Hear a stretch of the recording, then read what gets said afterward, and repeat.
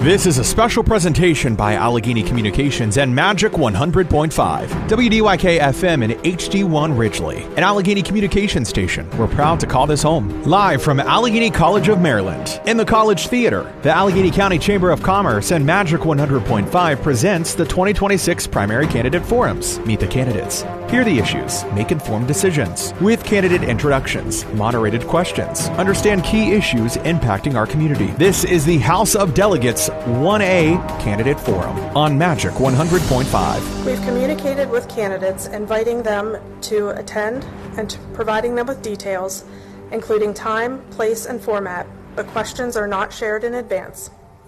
Our questions are developed by the Chamber's Legislative Committee and members of our panel. All candidates will be given the same questions and have the same amount of time to answer. We will provide a 30-second notice as time is expiring, and we will alternate between which candidate answers each question first.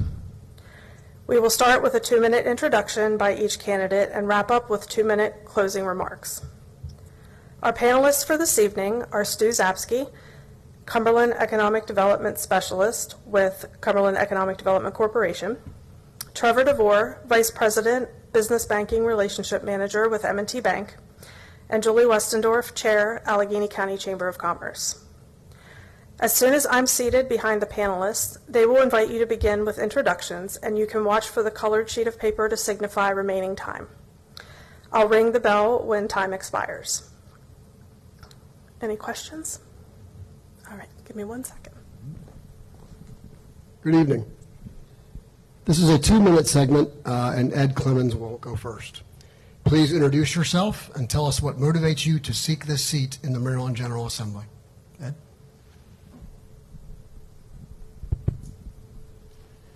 Well, good evening, and thank you to the Allegany County Chamber of Commerce for hosting tonight's forum and giving all of us the opportunity to talk about the future of District 1A in Western Maryland. My name is Ed Clemons, and I'm running for the Maryland House of Delegates because I care deeply about the community and the people who call it home. Many of you know me from my years as serving as mayor of Luke. That experience taught me a lot about leadership, about listening, and about what it means to serve a community through both good times and difficult times. Public service to me has never been about titles. It's about showing up, solving problems, and standing up for the people you represent.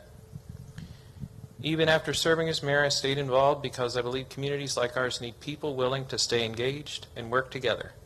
Western Marylanders deserve strong representation in Annapolis. We deserve leaders who understand our region, who understand rural communities, who understand the challenge of our families, businesses, seniors, and workers face every day. I'm running because I believe District 1A needs a practical leadership focused on economic opportunity, protecting our communities, supporting local businesses, and making sure Western Maryland has a real voice at the table. I appreciate everyone taking the time to be here tonight, and I look forward to the discussion. Thank you, Ed. Dan? Thank you. First of all, I want to thank everyone for coming out tonight, because if you're here or if you're listening, that means you care about our state. That means you care about our county and our district. My name is Dan Duggan. It's not Duggan. All right. I'm from Garrett County. I've been there about 40 years, and I'm a candidate for the Maryland House of Delegates, District 1A. District 1A encompasses all of Garrett County and geographically about a third of Allegany County. It starts away at Frostburg, goes down through the creek, down to where it becomes the creek, makes a left turn up towards McCool, and then goes all the way out through Rawlings, stopping just short of Cresaptown. That's a big area to cover. And Ed and I were talking just before we got started here about just how diverse that district is, and the needs of the different communities within that district, how different they are. So why am I doing this is the question. The answer is because it's about service. My whole life has been about service. At 17 years old, I joined the military and went overseas, deployed there for a number of years. I stayed with the military for about 20 years. I was a deputy sheriff in Garrett County for 25 years, volunteer firefighter. I also served as an orphans court judge. And I think I've been a coach or a board member or president of just about every youth sport organization in Garrett County. So the answer to your question is I'm here to serve once again. Thank you. Thank you, Dan. Lisa? Hi, thank you. Hi, I'm Lisa Lowe. I did not grow up in Garrett County or Western Maryland. I worked for Montgomery County Public Schools for most of my life, and I moved to Garrett County when the schools closed for COVID in 2020. My kids have lived here, though, for their adult life, and I moved in temporarily with them, waiting for schools to reopen, which they didn't for a year. A year and my first grandchild later, I decided there was no way I was ever moving back to Montgomery County again. So I took my early retirement, and before that, in 2010, I founded Family Advocates Coalition to End Addiction in Maryland, Face Addiction Maryland, to address the opioid epidemic, and I lobbied for drug policy reform. I wrote a 100-page publication on science-based treatment modalities, and I certainly applaud Health Secretary Kennedy for standing up to Big Pharma and looking at non-pharma based solutions for many health problems that we're having. So right after COVID shut down, I was asked by Delegate Seth Howard's Chief of Staff, Robin Bissett, if I would come to work in their office in the Maryland General Assembly. And I worked there until I decided to campaign for delegate myself. Like many here tonight, though, I'm a mother with a keen interest in making Garrett and Allegany a great place to raise a family. I've experienced writing bills and getting them passed. Thank you. This is a 2-minute question, and we'll start with Ed again. Western Maryland is often described as an afterthought in Annapolis. How do you intend to make sure Allegany County's priorities are heard and acted upon in a legislature dominated by Baltimore-Washington County corridor? Well, I have some experience with that as mayor. I don't go down there saying I'm a Republican from Western Maryland. I go down there saying, this is who I am, this is what I need, this is about people, not party. You have conversations, you get to know one another, and you make deals on things like, maybe you need something for your district, I need something for my district, and as the smaller guy, I know I'm not going to get everything I want, and I'm not going to demand it. But if we could say, well, I'll work with you on your bill, you work with me on my bill, and we can get a piece of what we need successfully each time. Over time, you get exactly what you need. And when I was mayor, that was my focus. I took a little piece at a time, and over a decade and a half of experience, I got 90% of what I had worked for accomplished. And the whole thing is, don't go in like a bully. Learn how to work with people. Understand that people are allowed to have different opinions. People are allowed to disagree with you, but you can come to a happy medium and get things done if you're willing to do so. I also know this. You cannot go in and make fun of the governor or the president, because that just causes division. You're there, in this case I'd be there to be your delegate, not your president, not your senator, none of those things. It's about bringing home things to the local people that I represent. Thank you, Ed. Dan? Same question? Same question, yes. If you'd like me to repeat it, please. I certainly can, yeah. Western Maryland is often described as an afterthought in Annapolis. How do you intend to make sure Allegany County's priorities are heard and acted upon in a legislature dominated by the Baltimore-Washington corridor? Great question. So, one, I'm going to represent what I call our mountain values. Okay, and we are different from the urban areas of Baltimore, Frederick, Rockville, that whole area down there. And again, you're right, it's absolutely dominated, one, by the Democratic Party in Maryland. I'll give you an example. There's 141 delegates in the House of Delegates, only 39 of them are Republican. That's more than a 2-to-1 supermajority of Democrats over Republicans. So it's very hard to get things done. And we're not going to get things done by pounding our hands on the table and telling them how stupid they are and how much we disagree with them. Okay, that's not going to happen. We're not going to get anywhere. And there are delegates that do that, and they bring absolutely nothing back to their districts, nothing at all. So as your delegate, we're going to have to find a way to build relationships with people that we can. And to be frank, there's going to be people in the House that we're not going to be able to build relationships with. But I'm going to make sure that I go to every single one, every single delegate in the House and introduce myself and let them know that I want to work with them. Okay? But at the same time, I'm going to represent our values up here. I'm not a chameleon. Okay? I'm not going to not a crosswinds breezer. I'm not going to tell them what they want to hear. They want the same things we do. They want to raise a family, have a job, have a future, and we want those same things. It's just we're in different environments. But I think that because we do want the same things and we can get along, I'm going to give it my very best effort to work with our Democratic counterparts. Thank you. Thank you, Dan. Lisa, question. Thank you. What I've witnessed and experienced in Annapolis is, number one, it's very fast-paced, so people don't have a lot of time to, do all the work, look at bills, and, get the things, take a slow time to get things done. So what I've experienced is you have to kind of get up out of your office and go meet people, talk to them about your needs, get a meeting with them, talk in the hallways.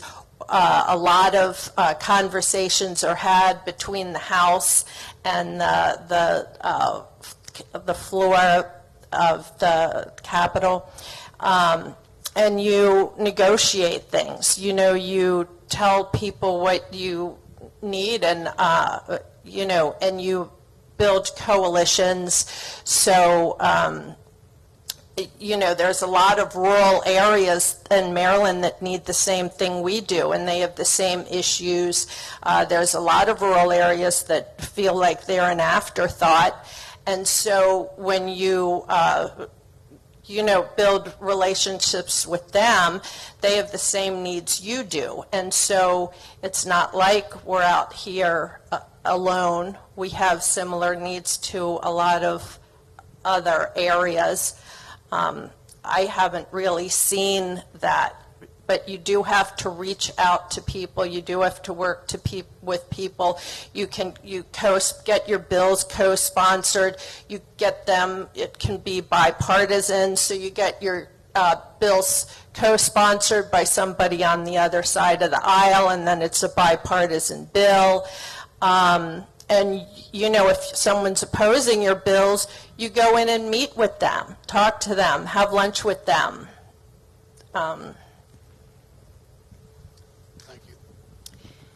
Good evening, candidates. Thank you so much for joining us tonight. This will also be a 2-minute question, and this time we'll begin with Dan.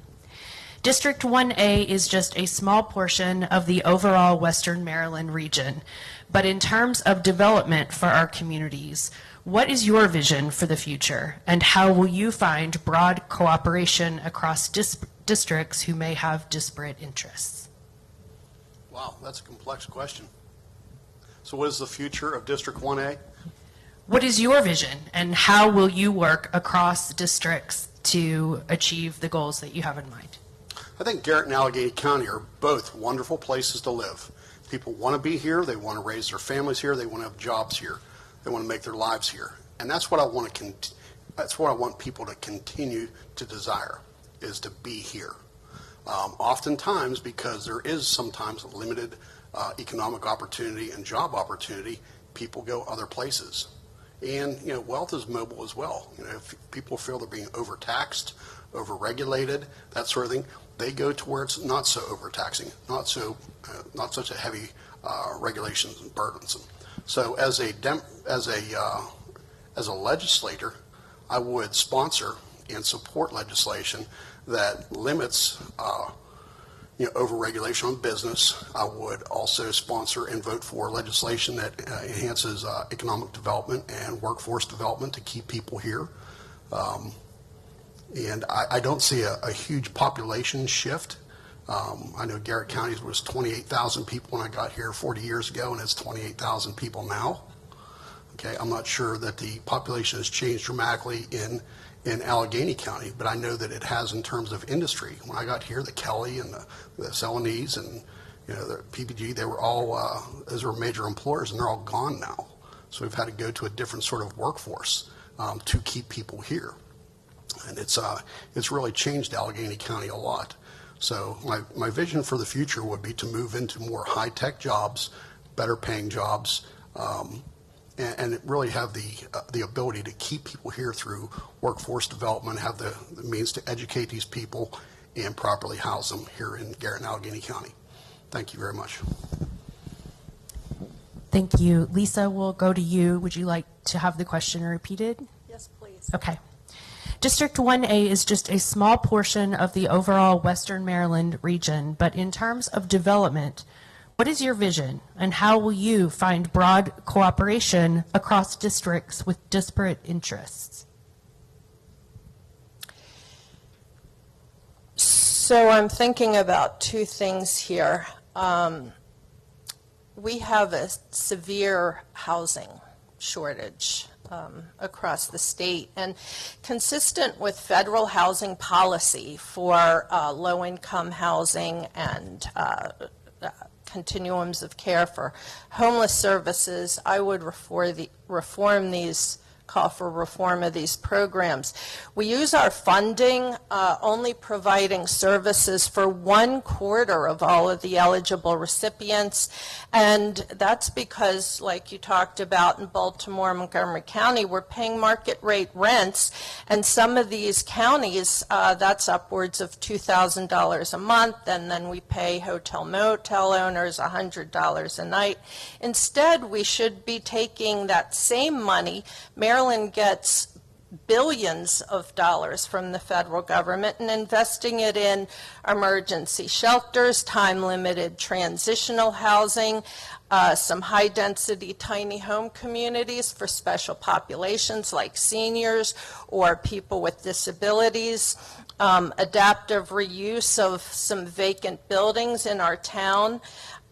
Congressional hearings have found gross financial mismanagement, lack of compliance with federal regulations, retaliation and abuse toward clients. And we need to reform these programs and get some better housing structures up here. That's a tragic misuse of public dollars. And then the second thing I'm seeing is jobs. Maryland's ranked about the worst state for new business in the nation due to regulatory complexity, rising costs, and they hinder Maryland's competitive. We've got to reduce these unnecessary regulations and tax burdens and create programs up here that improve technical assistance for small businesses, startups, and entrepreneurs to assist with financing, marketing, grant writing, stuff like that. Mr. Clemons, do you need the question repeated? Yes, please. District 1A is just a small portion of the overall Western Maryland region, but in terms of development, what is your vision, and how will you find broad cooperation across districts who often have disparate interests? Well, I think we need to look at the state as a little piece of America that is all of America in one. You can pretty much live in any region of Maryland and have a similar atmosphere to anywhere else you would in the United States. So each region needs to capitalize on the part that it excels at and make that better. Well, Western Maryland, we have the beauty of the mountains, we have natural resources, we have all kinds of things to expand our economic ability. But we can't do that if we don't have the workforce, and we don't have the education system, and we don't have the infrastructure to make that happen. And I know that infrastructure is something people don't like to talk about because a lot of it's underground. You don't see it and you don't worry about it until it's broken. But we need to work to make sure that when an employer comes to the area, they say, how much money is it going to start this business up? And I say, well, the water's already there, the sewer's already there, the fiber optic's already there, the technology you need is there. And if I say, well, there's 100 kids that are graduating from AC all looking for a job, you're going to attract people. You have to have the jobs. They have to have a place they can afford to live. And we don't have that. And a lot of times it's not because it's overpriced, it's because there's literally nowhere for people to own or rent. There isn't enough housing, period. So the priority funding areas, which is your cities and towns, we need to utilize that, because that's where you get your government money from the federal, the state levels, to bring that into the county and to bring it into the district and just to make it grow at a rate that could expound far beyond where we are now. And then regulatory-wise, if you pass a new regulation, get rid of two, try to keep the ones that make sense and make better use of the ones that need to be eliminated by getting rid of them, and just making sure that things that cost money that don't need to be there aren't there.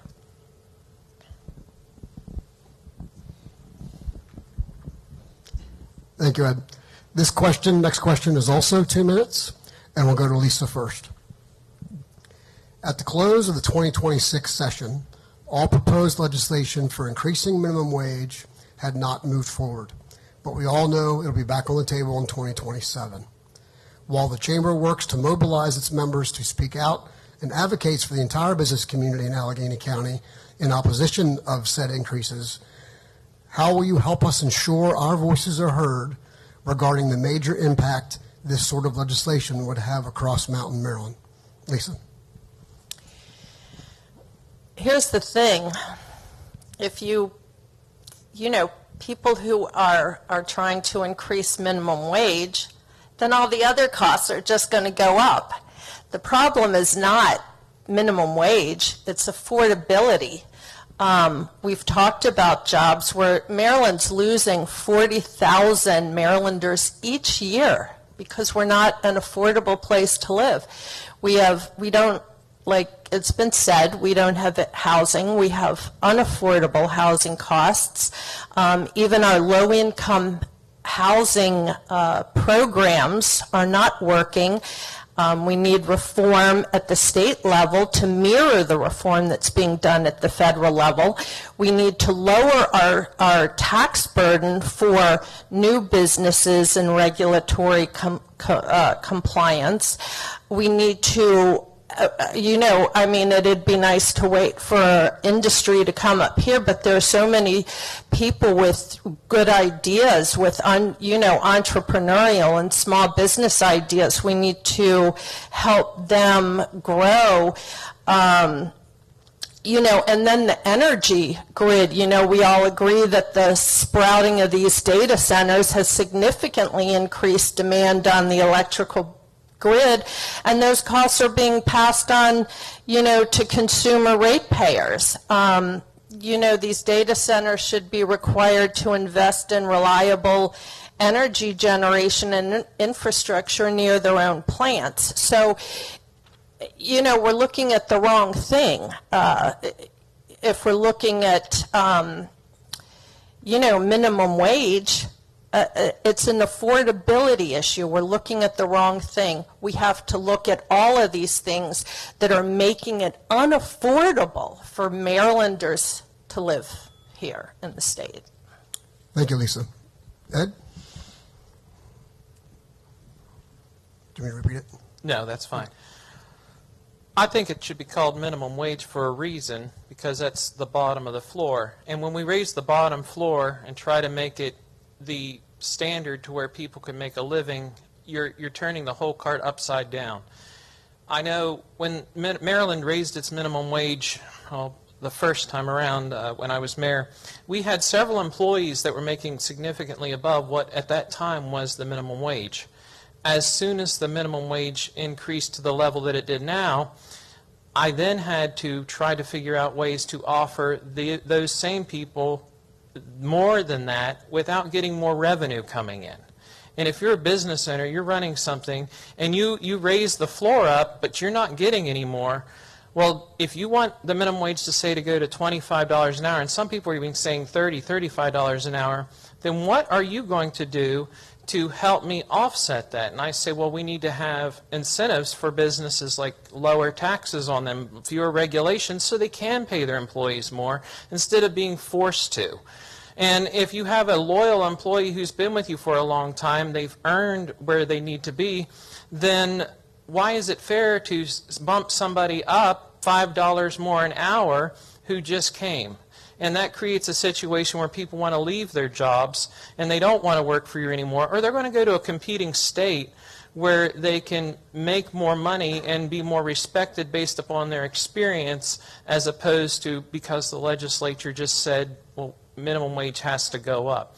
So we need to figure out, and I think a more county-centric wage, if we're going to have a minimum wage standard, as opposed to the same standard for everywhere. Because what a McDonald's can afford to pay in Westernport is not the same as it can in Baltimore City. Thank you, Ed. Dan? Please repeat the question. At the close of the 2026 session, all proposed legislation for increasing minimum wage had not moved forward. But we know it'll be back on the table in 2027. While the Chamber works to mobilize its members to speak out and advocates for the entire business community in Allegheny County in opposition of such increases, how will you help us ensure our voices are heard regarding the major impact this sort of legislation would have across Mountain Maryland? Thank you. First of all, I oppose the hike in the minimum wage, right? And I'll advocate that we should not hike, that we should not increase the minimum wage, right? I think that's one more thing that leads to the affordability crisis, because any hike in minimum wages will simply be passed on to the consumer, which it just increases inflation. How would I do that in the legislature? That would be through guardrailing legislature, trying to prevent certain legislators from passing. And if the Chamber had some sort of plan for me to take to Annapolis, I would love to hear it. Okay, and how it should be approached in regards to opposing such legislation. So I would want to hear from business owners, I'd want to hear from the Chamber, and I'd want to hear from any of the stakeholders that would be affected by a minimum wage change. So, but once again, I oppose it. Thank you. Thank you, Dan. This is a 1-minute question, and we'll start with Ed. What are your strengths and what makes you equipped to represent the District 1A? My strengths are I'm always determined to make things happen. And I will keep trying and keep trying and keep trying until I succeed. And I don't mind letting people know how I feel about things, and I'm always willing to listen to others on how they feel about things. And I always tell people, you won't make me angry by sharing your opinion, so please do. Maybe you'll teach me something, and if you're willing to listen to me, maybe I'll learn something, and you'll learn something from me as well. I think that's a good approach. That's one of my strengths, and I enjoy just being around people, serving other people. So there you are. Thank you. Thanks, Ed. Dan? Please repeat. Sure.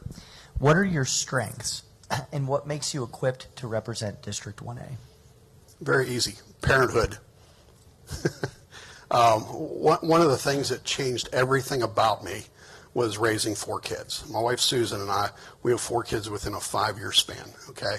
And I think I was about $17,000 a year when we started doing that. We literally had nothing. We had a $700 wedding where we wiped the floors up and made the food ourselves, and that was the greatest teacher to me in becoming an adult and a leader in my profession. So marriage and parenthood and just being a good citizen and trying to be involved in everything was probably my greatest teacher. And it was the greatest honor and pleasure of my life to be able to do that in Garrett County. Thank you. Thanks, Dan. Lisa? Well, now that Dan stole mine, parenting, being a mother is one. It gives you a lot of experience. Working in the school system my whole life, I am, really enjoy kids, working with a lot of different kinds of people. I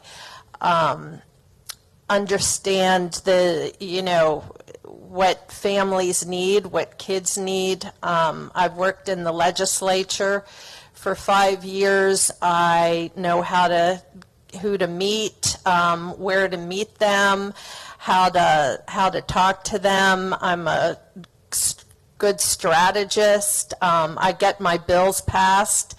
I've been lobbying since 2010. I get bills passed.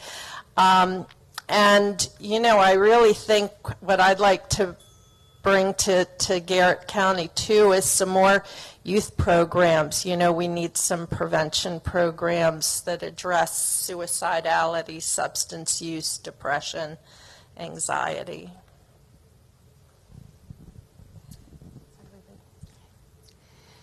We'll start. This is also a 2-minute question, and we'll begin with Dan. Over the past couple of years, the state of Maryland has faced significant structural budget deficits, and there remain proposed tax and fee increases which could fall disproportionately on rural communities and the small businesses within them. How do you feel the state should close the budget gap without further undermining local economies, especially given there are 18 rural counties in the state of Maryland? No new taxes, no new fees. That's my first answer. Okay. I attended the General Assembly session when all the budget amendments were proposed to help rectify and curb further structural deficits. And I was somewhat shocked when I got to hear the replies. I think there was about 16 different amendments. And it wasn't a matter of voting red or green, yes or no, in favor or unfavor. The Democratic side, in some cases, they would yell in unison, no. And that's what really drove home how hardcore the division in Annapolis was. And these were very reasonable measures. And that was a great observation and education to me to see just how deep-seated and how far apart we are in economic philosophy and fiscal management or fiscal philosophies about where our money should go. And I was in Annapolis to learn and watch, but it was a much more deep-seated, I don't want to say hatred, but we're just going in totally different directions in terms of the Democratic and the Republican Party. And going back to my first question, that's why I'm going to go across the aisle, okay? And I'm going to introduce myself to every person there, and I'm going to let them know that we want the same things, all right? And we need to find a way to get there together, not by yelling at each other and theatrics, okay? So that's how I'm going to approach that. But also understand this seat is all the way in the back, in the very corner, okay? So we're a pretty small voice, but we're still going to be at the table and have our say. Thank you. Thank you. Lisa will be next. Would you like me to repeat the question for you? Yes, please. Over the past couple of years, the state of Maryland has faced a significant structural deficit within the budget, and proposed tax and fee increases could fall disproportionately on the rural residents and small businesses of our community. Where do you stand and how do you feel on how the state should close that gap without further undermining our local economy, especially given that there are 18 rural counties within the state? Yeah, that's a good question. And this is a growing concern in Annapolis. Before we talk about cuts or spending, I think we need to talk about the recent audits by the Office of Legislative Audits that found millions of dollars in unsupported funds, weak grant oversight, 9,000 nonprofits that had not turned in financial documents. Agencies cannot clearly show taxpayers where money went and whether programs and projects that we pay for worked. These systems need to be restructured to provide greater oversight and accountability. Nonprofits and contractors have to be held accountable for reaching their goals. This has to be enforced. Then legislators would have a clear idea what could be cut without risking services that might be beneficial. And I think this is being talked about more and more in Annapolis, and that was the reason for the legislative audit. Right now, taxpayers have no idea what they pay for, no way of knowing whether what they pay for is solving a problem. And, you know, I think they said about $3.4 million, which of course would make up, you know, the financial deficit, was unaccounted for in our agencies and departments. We just lose money, and I think that needs to be tightened up, and that's the first thing we need to do. Thank you. Ed, do you need the question repeated? Yes, please. All right. The state of Maryland over the past couple of years has faced a significant structural budget deficit, and the proposed tax and fee increases that remain could fall disproportionately on rural residents and the small businesses within them. So where do you stand? How do you feel the state should close that gap without further undermining our local economy, especially given that the state includes 18 rural counties? Well, I would say that it already has disproportionately hurt rural areas, and that needs to stop. Every time you increase a fee, you're taxing. And they increase it on motor vehicles and people that have driver's license and gasoline and things like that. So you're focusing on people that have to travel long distances by a means that public transit doesn't work. So we need to look at why and how and where. And then also the highway user revenue that's supposed to go to your local communities is being robbed and taken by the state for other programs, which takes away from your local economy for your infrastructure and all of your local development that your businesses need to survive. So the money needs to go that's collected from the people back to the people that paid it to begin with. And that's part of the trouble with the state of Maryland. We have different pots of money, but we say, oh, we can just take out of this side over here and push it over here. Well, that's not how it was intended, but that's what happens. So we need to get that under control and make sure that the people that actually need help get it, and those that are sucking off the system get off the system. That's part of the problem. We hand out things to people without accountability, but yet we cut $150 million to the developmentally disabled who didn't ask to be disabled, and that's unfair, and those kind of things need to stop. So we can get our fiscal house in order by making sure that things go where they need to be, and things will grow the way they should as long as we keep our priorities straight and not place ourselves out of business when our competing states, literally a stone's throw away, they don't increase the fee. So what do? I go to the neighboring state to buy it. That's what people do. It's not smart. You have to have smart growth. You have to have limited fee increases. And for goodness sakes, I think if we cut the sales tax and the income tax, we would actually have more revenue coming in because it'd be an incentive to get people back here. Very good. This next question is a 2-minute question as well, and we'll go to Lisa first.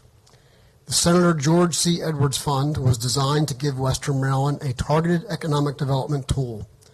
What would your specific priorities be for leveraging that fund to create jobs and attract investment in Allegany County?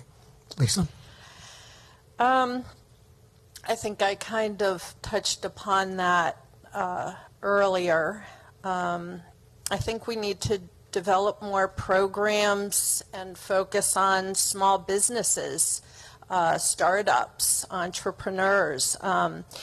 You know, a lot of times the difference between making and breaking a new business is that, you know, these people just needed a little help with how to market, how to write a grant, you know, some kind of licensing or business development question. And we don't provide enough of that. You know, they're kind of on their own. But in a rural community, we could do a lot more with our nonprofits, our small businesses, you know, and have a place where we could provide that access to technical assistance. I also really think that, you know, in Annapolis, we have to be I mean, you know, I can't say this enough. We're the worst. We were voted by, a Wallet Hub survey 2026 that we're the worst state in the nation to start a new business. We've got to reduce, we've got to go to Annapolis, we've got to reduce these regulatory hindrances, we've got to reduce corporate taxes, these high compliance areas. You know, we're hindering our own competitiveness, and we have to sit down with our colleagues in Annapolis and figure out how we are going to make Maryland competitive again. Thank you, Lisa. Ed? Do you want to repeat it? Yes, please. The Senator George C. Edwards Fund was designed to give Western Maryland a targeted economic development tool. What would your specific priorities be for leveraging that fund to create jobs and attract investment in Allegany County? Well, the first thing you have to do is secure it permanently and make sure that there is no way that it can be stolen from you at the last minute, and then people have to fight to get it back. You have to know that it's going to be there. That's the main thing, is if you don't know it's going to be there, then how can you plan on how you're going to use it? It's just a wish fund. So part of my priority would be making sure that it's actually there.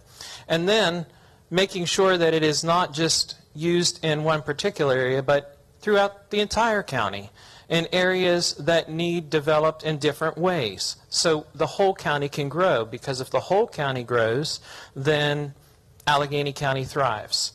You can put all the money in one thing and hope it does well, but if you put the money in multiple places and help multiple areas grow, those areas help one another. You can draw on the different talents, the different people in the county, because every part of the county has different areas that have different talents and people that know different things. So diversify it, if possible, and work with the chamber and the different businesses and say, what do you need in your town? How can we help you with this? Instead of just hoping it's there and it vanishes and then it's like, now what do we do? Secure it, diversify it, make sure it's being spent effectively and efficiently as well, because you know as well as I do, it's not like next year they're going to be like, we're feeling generous, here's $100 million. So with every dollar you get, you got to make sure it's going where it's effective. And if you put money into it and it's not working, stop throwing money at it and try something different, and maybe try focusing on a different area. Thank you, Ed. Dan, do you want me to repeat it? Sure. Okay. The Senator George C. Edwards Fund was designed to give Western Maryland a targeted economic development tool. What would your specific priorities be for leveraging that fund to create jobs and attract investment in Allegany County? I'm going to echo the first part of Ed's answer, in that it needs to remain secured, that we need this every year. It needs to remain funded. And right up to the very end of this past session, it wasn't so sure that we were going to get that money again. Okay? And you know, thanks to our current delegation, that funding for this year was secured. But it could disappear, and there are tremendous economic competition for this money. And so I haven't been to Annapolis yet to know exactly how to do that, but like he said, keeping this program funded is absolutely essential to Western Maryland, Allegany, Garrett, parts of Washington County. And what is it for? It's for infrastructure. The George C. Edwards Fund is for infrastructure and business development. The infrastructure, some of the things I see going on right now is the fiber project. Okay, they're running. If you see the orange posts that are sticking out of the ground everywhere, and Verizon and these other contractors are out there, they're connecting us, and that's part of our. It's not just roads and bridges. You know, part of our infrastructure is connectivity in terms of the internet, and so those are one of the things that can be help, infrastructure is part of the George C. Edward Fund. Also business development. There's some grants, there's some different types of loans to help businesses get started, and there's a criteria. There's a board and a criteria for the applicants for those that seek money from the George C. Edward funds. And it's really up to that board to see if these businesses meet the criteria, which are spelled out up front, if they're going to get that money. And part of it is they need to create tax-paying jobs that are going to pay us back. So it's not a gift. This is a loan to a business to bring money back, a taxable wage, back to the county, back to the state. Thank you, Dan. This next question is a 2-minute question. And we'll start with Ed. Utility costs are a growing concern for both households and businesses in our region. What is your position on state-level energy policy, and how would you work to keep rates manageable for Western Marylanders? Our rate policies, everything we're doing with electricity sucks. It's wrong. I mean, your electric bill in the last 10 years, if you're lucky, has doubled. Most people it's quadrupled. And that's partially because of the PJM mandate that says, regional power distributors aren't allowed in Maryland. You have this big conglomerate that controls everything, and we'll just buy the energy off of other people, and then we'll force windmills to go near people's homes who don't want them there. We'll force people to have power lines go through their farms that don't want them there. We'll put up solar panels that are only about 30% efficient in your region, but we're going to force you to have them there. You have to do things that make sense. And we need to stop forcing the people, the ratepayers, all of us, everybody here I'm guessing has electricity. So unless you're Jacob Yoder, and even they usually have electricity these days, it's very important, it's essential for life, and it shouldn't be something that you're struggling to pay because your family needs it to survive. So we have to break the conglomerate, the PJM. We have to get out of that system. We have to allow regional power distribution plants. We have to think of new ways that actually work. And there are ways to harness our local resources like clean coal, natural gas, and things in a environmentally friendly way. We have tons of local natural resources. They're just sitting there, and the state says, no, you can't use them. We've got to figure this out. And there's things that we can do to do that. We just have to make it make sense to everybody. And I'll tell you right now, things make a whole lot more sense when those people that were all for the windmills and solar panels paying, for everything, they're now saying, well, I can't afford to pay my electric bill either. So I think the winds might be shifting on that, but mainly we've got to get away from the PJM and start doing things that make sense. Thanks, Ed. Dan? Please repeat the question. Sure. Utility costs are a growing concern for both household and businesses in our region. What is your position on state-level energy policy, and how would you work to keep rates manageable for Western Marylanders? That is a great question, and that's probably I'd say it's probably should be the central question of this upcoming session. Maryland, we buy about 40% of our electricity from other jurisdictions, other states, or at least generators that are located in other states, and we import it into Maryland. I am not an energy expert by any stretch of the imagination, but in running for this office, I have sought out the expertise of people that are, and just a simple warning to me stuck with me. I said, he said, Dan, he says, with what's coming at us, he said, our electricity consumption is going to double and even triple over the next 8 to 10 years. He said, but yet our ability to generate it is not. And that hit me right in the face. And I thought my electricity bill is going to go from $300-400 a month to $1,500 or $2,000. Now you want to talk about an affordability crisis? So what would I do about that to answer it? And the other thing is, this expert told me, he says, I expect him to say something like coal's bad or wind's bad. He says, with what we got coming at us, he said, we're going to need everything we got. All right? This is an energy expert. What would I do about it? I think one of the bills that did not pass this time, and I think the Relief Act prevailed, was industry being able to generate their own electricity on site, okay? And whether that's coal or gas or nuclear, I'm not to say that, but what it really does, it separates your average ratepayer, me and you, from our house, from industry, okay? They can afford to pay those bills. We can't. So I think it is smart to allow these emerging industries to be able to generate their own electricity on site, and then any excess they have be allowed to sell that into the grid at a wholesale price. And I would support and vote for legislation of that initiative. Thank you. Thanks, Dan. Lisa, would you like me to repeat the question? Yeah, I think since we're all in agreement, and I have already touched upon that, I think the data centers, these high, energy sucking corporations that have driven our electric bills and our utility bills skyrocketing. Like Dan said, they've got plenty of money.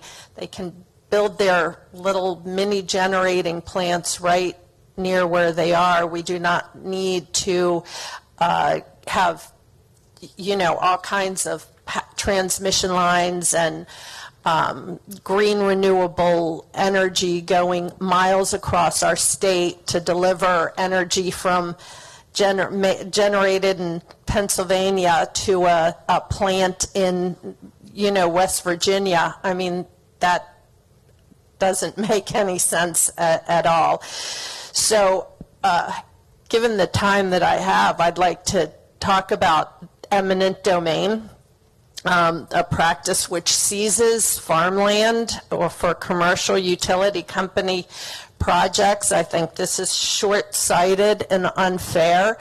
Eminent domain was created to, if we needed roads and bridges, these are, commercial enterprises.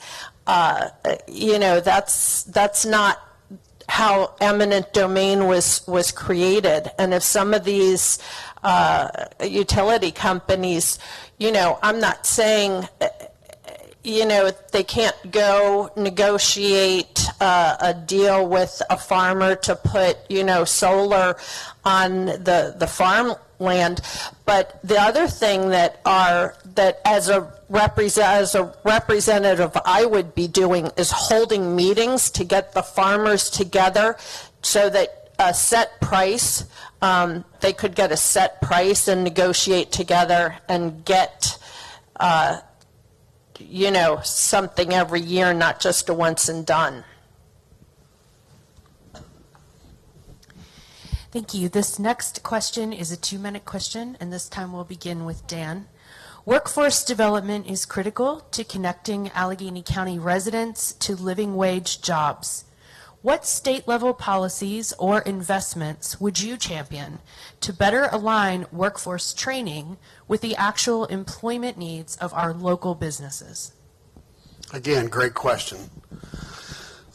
First of all, I want to compliment the workforce development organizations in Garrett and Allegany County, particularly our colleges. I visited both of them and toured their workforce development programs, and I think they're doing a great job. I think the enrollment for Allegany County was about 12,000 students last year and over 1,100 courses. Those numbers might not be precise, but they're pretty close. And that's a lot of education. And those people are coming to the college or coming to these organizations saying, this is what I want to do. Also, what is the demand? What's the market demand for these different skills?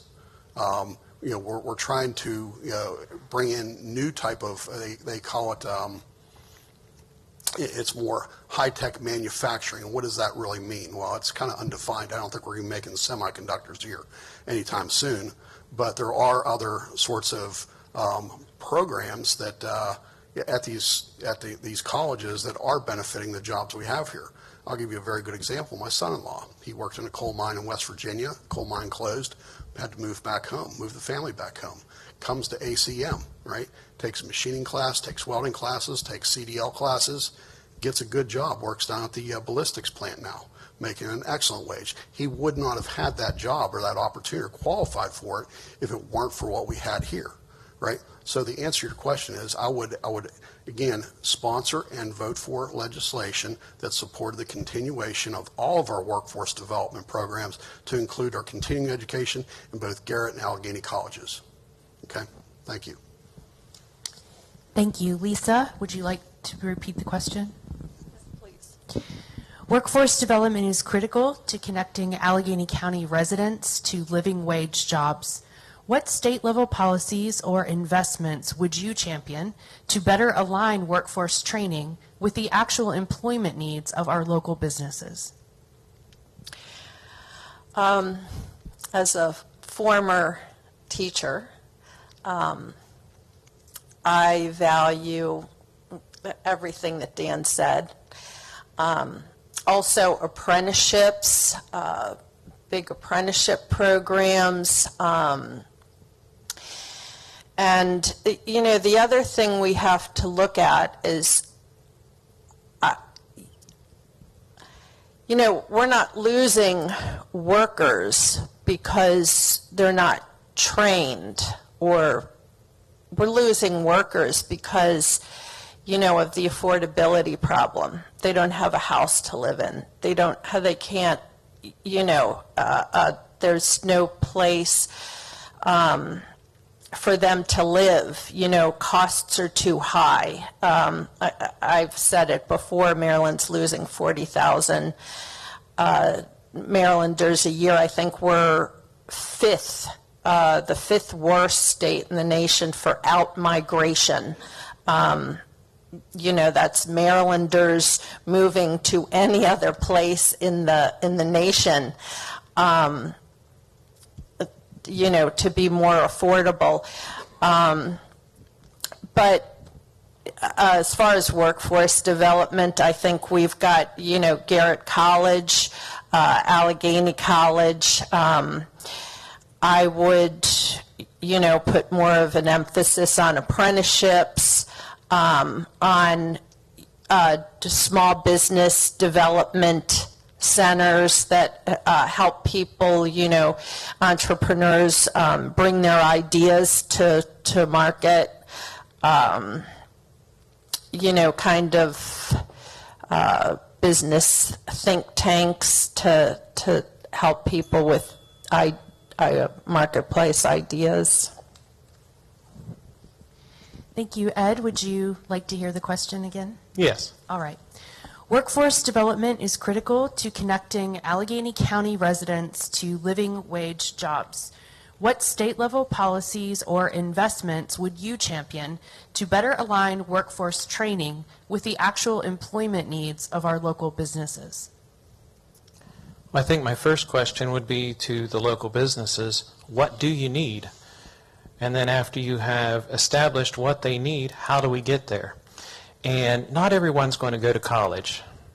So I believe we need to utilize more of the high schools for a lot of these things as well. It used to be back in the 70s, 80s, 90s, a lot of trade jobs were learned in high school. We pay a lot of money for high school education. What are we getting out of it? Well, we're teaching kids how to take tests.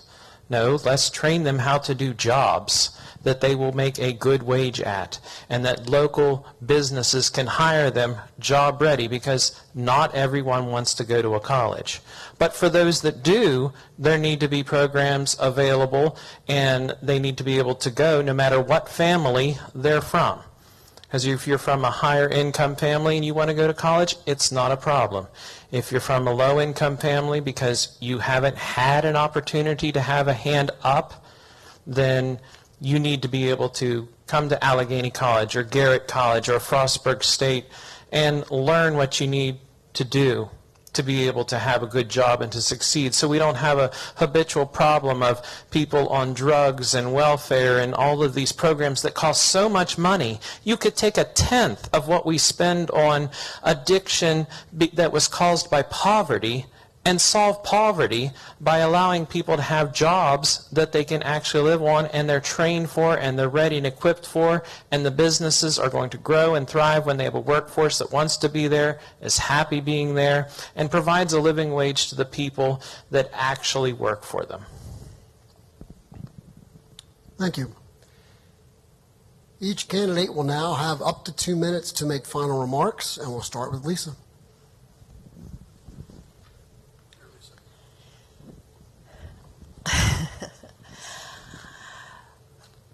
Well, there were more questions than I had anticipated. I think I've really answered everything I came to answer. One thing that Ed brought up that I think is missing up in Western Maryland is we don't have a real healthcare infrastructure. There's a lot of gaps, especially in mental health, substance use disorder. We send a lot of our mental health, substance use disorder patients and, somatic care patients down to Baltimore. And, particularly vulnerable patients, mental health patients, their support system is at home up here in Western Maryland, and it's traumatic to go down to Baltimore. And then a lot of times, they have to figure out how to get back. And it's not that difficult to create a healthcare infrastructure with some, provided you have, a good workforce or task force of people with that on their agenda, and that's what they want to do. Just for example, there's 250 or some recovery residences in the entire state, and there's one recovery residence in Garrett County.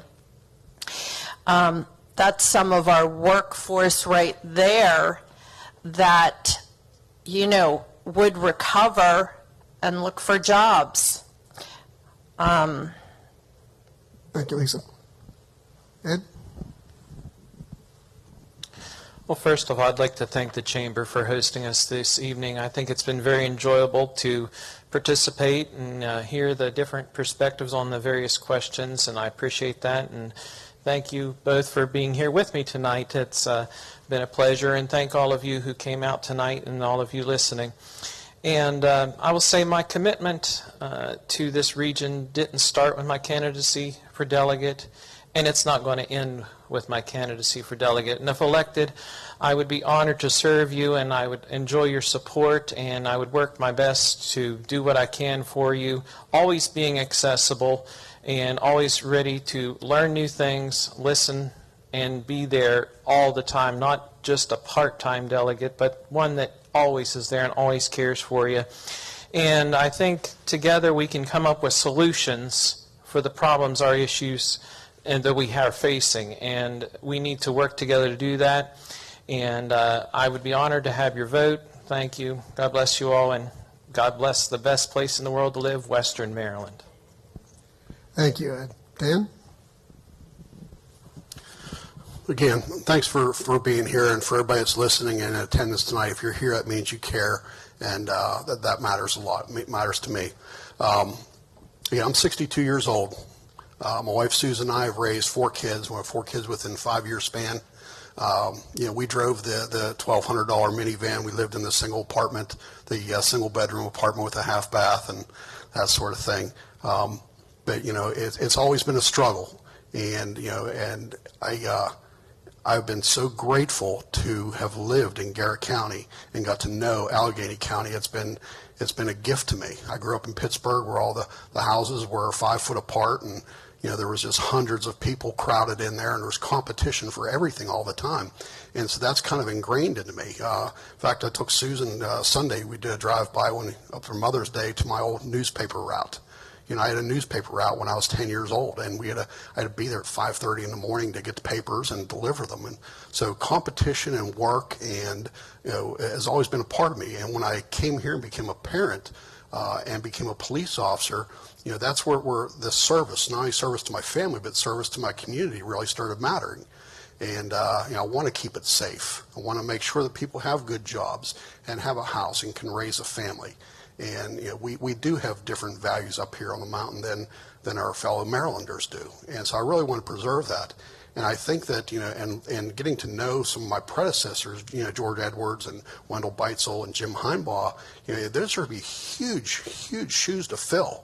And it's going to take everything I have to do that. And I'm trying to learn from, people in the business community and our educational institutions so that I can do that, right? So that I can continue to serve Garrett and Allegany County in Annapolis as your representative, as your delegate. Thank you. Thank you, Dan.